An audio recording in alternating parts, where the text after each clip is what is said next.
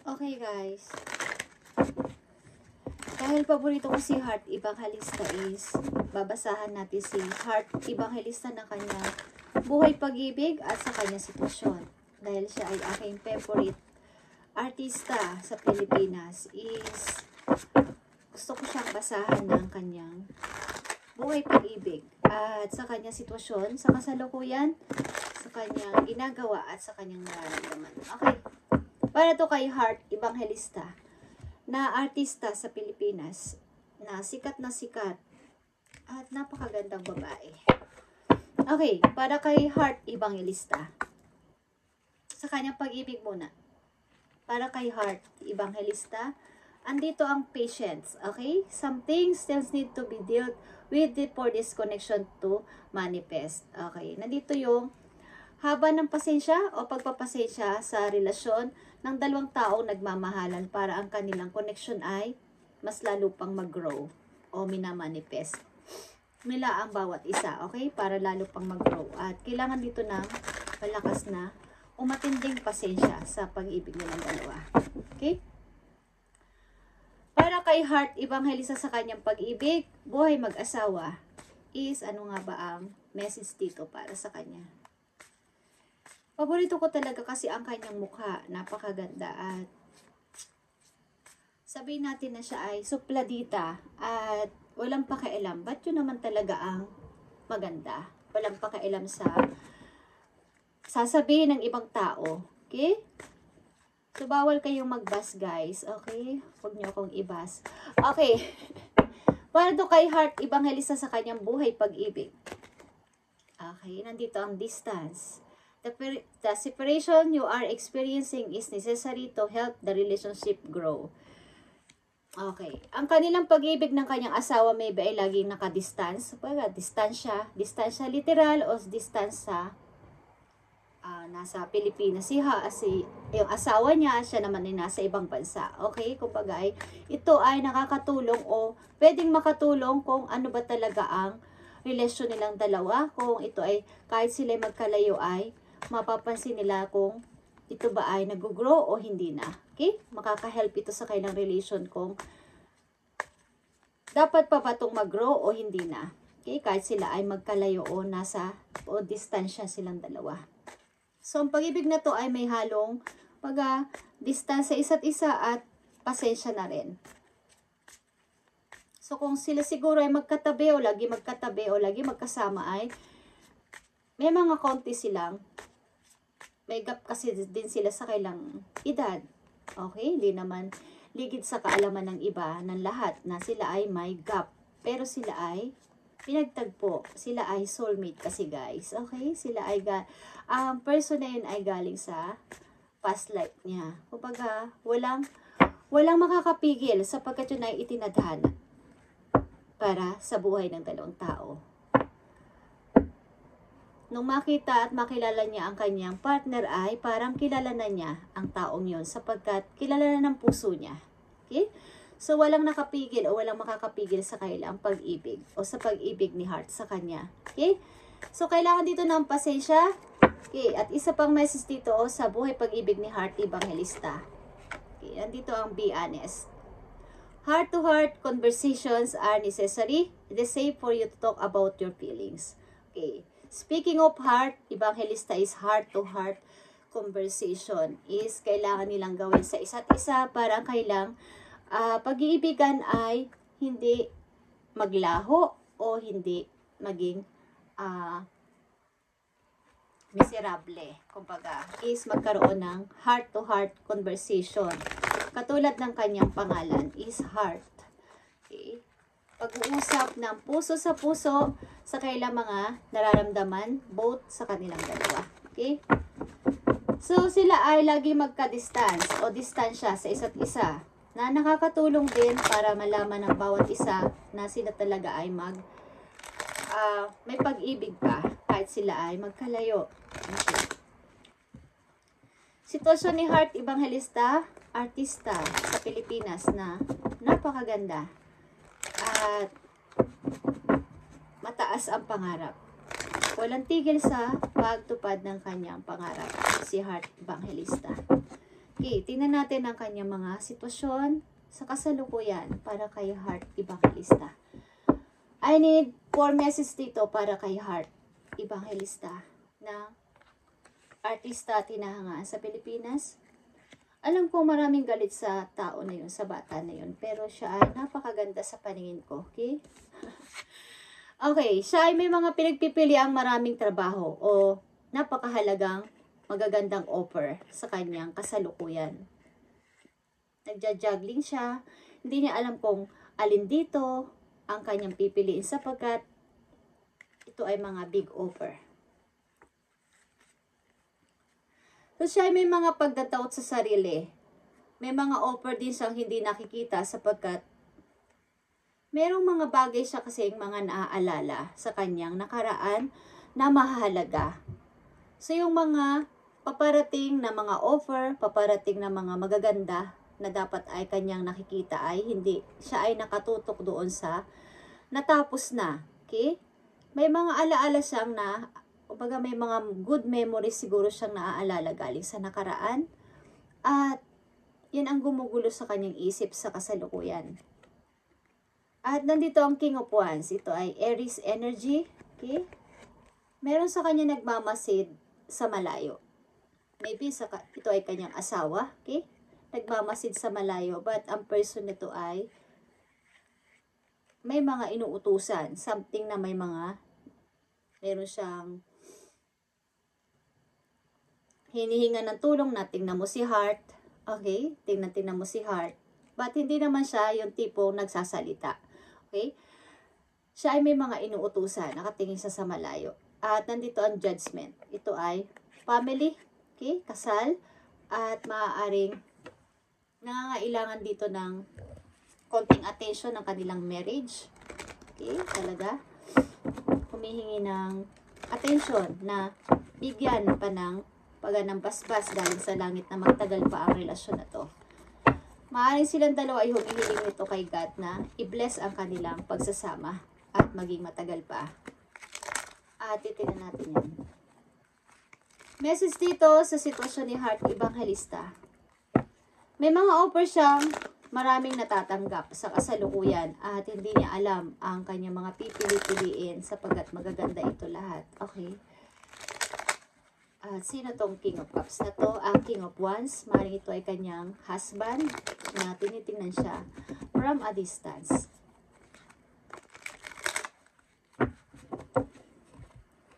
Para kay Heart Evangelista na napakaganda is ito ang message niya. Titingnan natin ang kanyang mga message. May mga naalala siya galing sa nakaraan na mahalaga. Yan. Siya ay isa talagang taong praktikal at nililibot niya talaga ang buong mundo. May mga flag dito ng mga iba't ibang bansa. Siya ay isang person na mapag-isa. Okay? Yung tipong practical, logic, at walang sinisino. Pag nasa kanya siya, by own, may sarili siyang knight. Okay? May hawak siyang sword dito. Isa siyang Queen of Sword. Isang napakatapang at may pagka-cold heart na person, but practical. Okay? Hindi siya gumagamit ng emotion sa kanya mga desisyon, sa kanya mga gagawin. Siya ay napaka-strong na tao. Okay. Yeah. Nakikita nyo ang lovers. In love silang dalawa sa isa't isa ng person na to. Okay? Ito ay Gemini energy. Okay. In love sila sa isa't isa. At Six of Cups is here. Meron talagang nakakaalala sa kanya galing sa malayo. Maring ito ay true friend or matagal na niyang nakilala, nakasama mula pa pagkabata. Something na mahilig din si Heart sa aso, okay? Sa pet, mahilig siya sa aso, guys. At maybe may tao dito na isang true friend niya na nakakaalala sa kanya at tinitingin siya sa malayo. At nagmamasid-pasid, ano na ang nangyayari kay Heart? Okay, nagtitingin-tingin. Si Heart ay in love. Okay, in love siya. At maring ito ay kanyang lovers o asawa niya. Okay? So, nandito ang Page of Sword. Busy siya sa kanyang mga ginagawa at mga iba't iba pang mga pinagkakaabalahan. Kaya ang kanyang marriage ay humihingi ng attention dito. Judgment ito guys, okay? Andun yung 50-50 na on and off sa marriage na to. Sila ay laging distant sa isa't isa at nandito ang patience at be honest. Kailangan ng pag-uusap dito sa relasyon na to. Ilang dalawa ng kanyang asawa. Okay.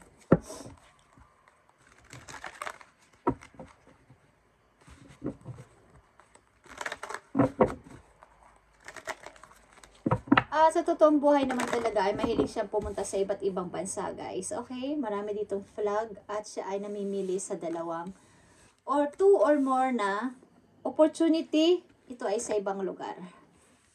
At dito sa 4 of Cups, hindi ko alam kung ang dami niya kasing offer.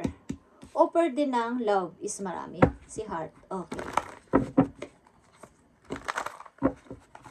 Kaya siya ay nagda-doubt. Meron siyang pagda-doubt sa kanyang nararamdaman. Sapagkat madaming dumarating na offer. At meron ditong tao nakatingin sa kanya sa malayo na maaaring namimiss siya. Miss na siya ng person na to. Maaaring matagal niya na to kilala o nakakabanding. At tinitingnan lang siya sa malayo. Okay. Ito ay businessman. Businessman. Busy siya sa kanyang mga ginagawa at nag-aaral pa kung ano-ano pang pinagkakaabalahan. Page of Sword. Marami siyang research, marami siyang gustong malaman pa at dahil nga young pa siya is marami siyang gusto pang marating. At ang marriage sila ay nanganganib. Okay. Para kay Heart Evangelista, okay, ito ay message guys. Para kay Heart Evangelista. Tingnan natin ang mga paparating pang message para sa kanya. Spirit guides from heaven. Para kay Heart Evangelista na aking paborito na artista sa Pilipinas.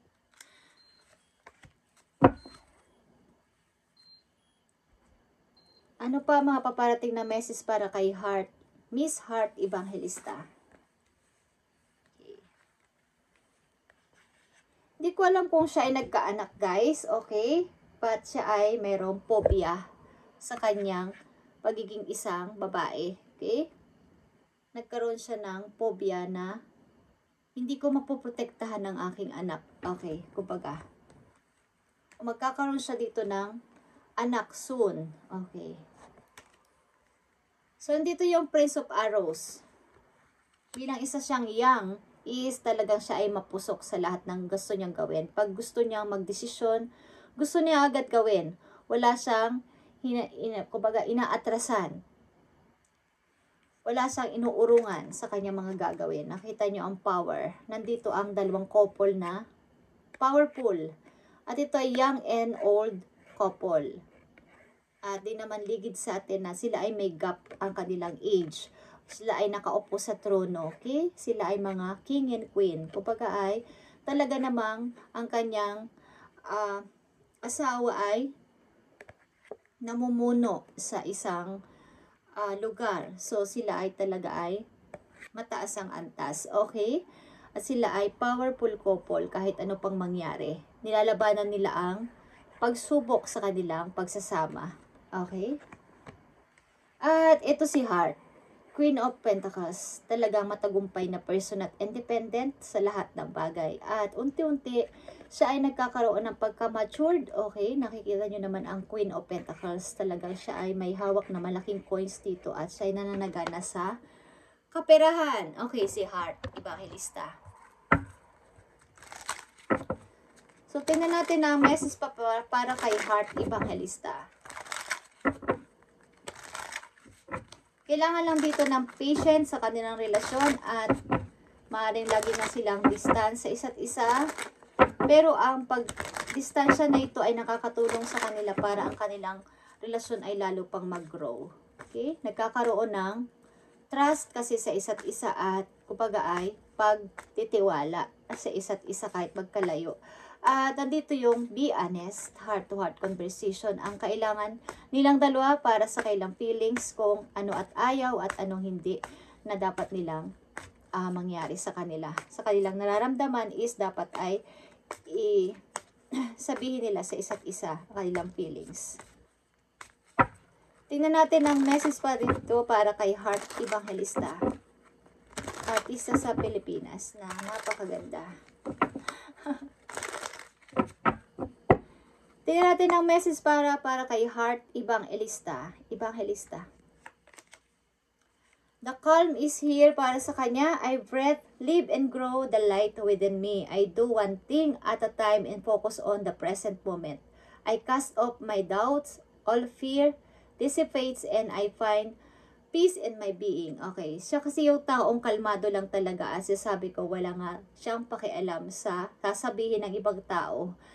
At nag-grow siya sa sarili niya.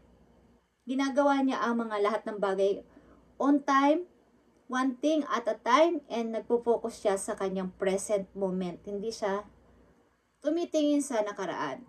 Nakapokus siya sa kanyang present moment and kinakas off niya ang mga lahat ng kanyang takot at mga pagdududa. At gusto niya lang ng peace sa sarili. At siya talaga ay ma-hold kung ano ang kanya. Lalo na sa pera niya. Siya ay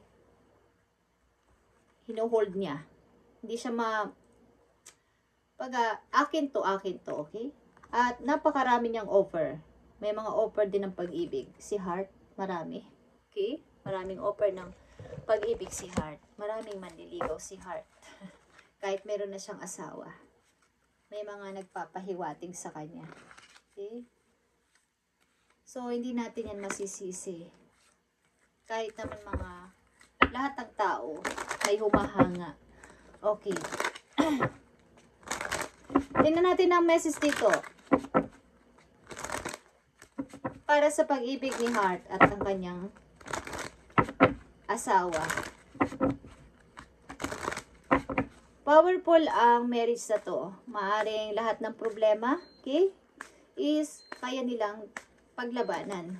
Kahit sila ay may gap ang edad. O hindi magka-age. Tingnan natin ang message dito sa dalawa ni Heart at ng kanyang asawa.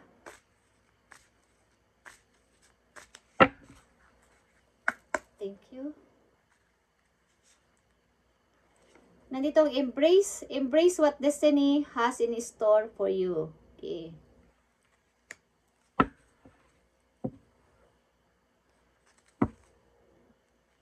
Kung sino yung naka-destiny sa'yo, sino andyan sa tabi mo is maaring dapat mong yakapin o i-accept sapagkat siya yun.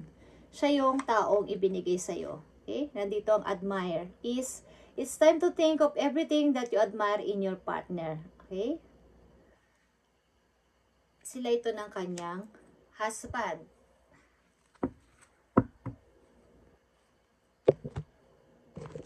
But, meron ditong paghingi ng parang patubayin nyo ang aming pagsasama. Sapagkat ang bata na to ay busy sa buhay. Maraming gusto pang gawin at patunayan sa kanya sarili. Okay.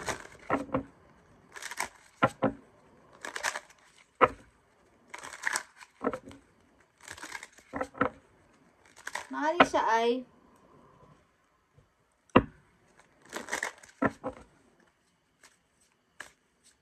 kung mabubuntis, magkakaanak siya ng lalaki, okay? Ba, takot siya para sa kanyang anak.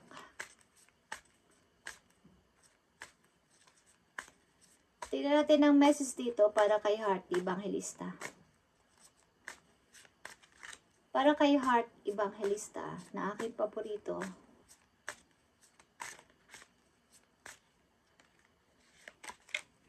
Message para kay Heart is, hummingbird is lightness. It's time for you to pursue your dreams with determination by doing this. You will make them reality. Joy is just around the corner. But you have to believe that it's possible to manifest your vision. Stop waiting and doubting. Okay. Katulad ng message dito kay na siya ay nagda-doubt is maaaring may pagda-doubt din sa kanyang mga gustong gawin sa buhay, si Heart. But, manifest your vision. Stop waiting and doubting. Okay. Maaaring may pagda-doubt siya sapagkat may mga pinagsisihan din siya. Maaaring may mga nawala din na mahalagang tao sa buhay niya. But, may mga konti lang siyang takot at pagda-doubt sa kanyang kasalukuyan. Ba't nagpapatuloy siya sa buhay, sa kanyang pangarap at nag-aaral pa. Marami siyang mga inaalam-alam pa. But nangihingi dito ng attention ang kanyang marriage. Okay, ang kanyang marriage. But ito ay isang powerful couple. Okay, bagamat sila ay may gap ang age sa isa't isa. Okay, but ito ay couple na masasabi. Nakaupo sila sa trono ng kanyang. But may nakakamiss sa kanya dito isang person na malapit sa kanyang puso. Marito isang true friend.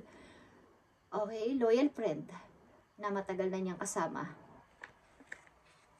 Childhood sweetheart. Okay. Thank you and God bless sa mga mapapadaan dito sa channel. At ito ay para kay Heart Evangelista. Binasa ko lang to kasi paborito ko yung bata na yun na napakaganda. Pagkamat maraming may ayaw sa kanya. Marami kasing may away sa isang tao na kahit hindi naman artista, yung mga taong tahimik, walang pakialam sa opinyon ng iba at may sariling mundo. But yun ang mas mahalaga. Yung wag ka na lang mangialam sa ibang tao at may sarili kasi siyang pangarap sa buhay at nakapokus siya doon. Okay? Thank you and God bless sa lahat ng makakadalaw sa channel at pagpalain kayo ni God guys sa inyong mga ginagawa sa buhay at sa inyong mga plano sa buhay is magpatuloy lang sa araw-araw at i-guide kayo at poproteksyonan ni God sa lahat ng inyong mga gagawin. Thank you and God bless.